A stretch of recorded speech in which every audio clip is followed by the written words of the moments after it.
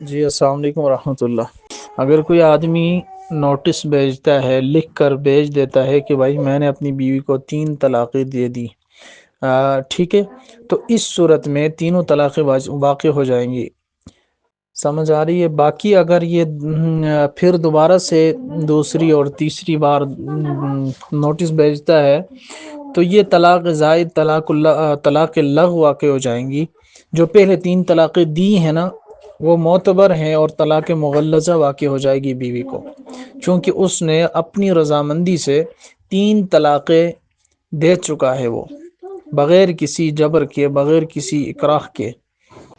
اچھا، بھائی نے سوال پوچھا ہے، بہت باریک سوال ہے کہ اگر دو بھائیوں کی ایک ساتھ شادی ہوئی اور بھائیوں نے ایک دوسرے کی بیوی، غلطی سے ایک دوسرے کی بیوی کے پاس چلے گئے، یعنی دوسرے بھائی کی بیوی تھی وہ پہلے بھائی کے پاس چلی گئی، پہلے والے کی جو بیوی ہے وہ دوسرے بھائی کے پاس چلی گئی، یعنی غلطی ہو گئی، مغالطہ ہو گیا، شبہ ہو گیا۔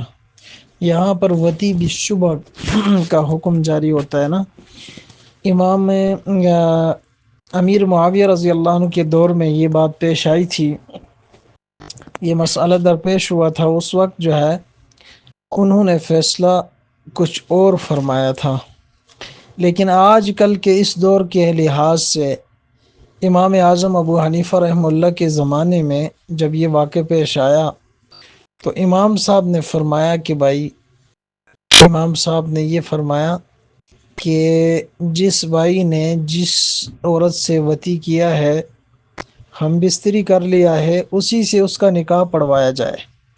وہ اس طرح کے دونوں بھائی اپنی بیویوں کو طلاق دیں گے، اور ان کی جو بیویاں ہیں وہ ان کو مہر معاف کریں گے، ٹھیک ہے۔ اس کے بعد ہر ایک بچی کا نکاح اس بھائی سے کروا دیا جائے جس کے ساتھ اس نے ہم بستری کر لی ہے، تاکہ اس سے شبہات بھی دور ہو جائیں اور بعد میں آنے والی زندگی میں کوئی اس طرح کی خلجان بھی ذہن میں باقی نہ رہے۔ جس آدمی نے جس عورت کے ساتھ وطی کر لیا ہے اسی کے ساتھ اس کا نکاح کیا جائے، تاکہ ان مذکورہ عورتوں پر عدت بھی لازم نہ آئے، اور اسی طرح ان کا نکاح دوبارہ سے ہو جائے۔ تو لہٰذا اس کا خلاصہ کلام یہ ہوا کہ جو دو بھائی ہیں جو نکاح دخول وطی بشبہ ہو گیا ہے تو یہ اپنی بیویوں کو طلاق دے دیں، اور ان کی جو بیویاں ہیں ان کو مہر معاف کر دیں، اور پھر از سر نو تجدید نکاح کیا جائے۔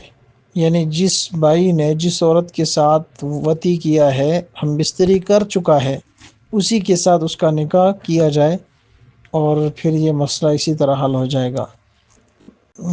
واللہ اعلم بالصواب۔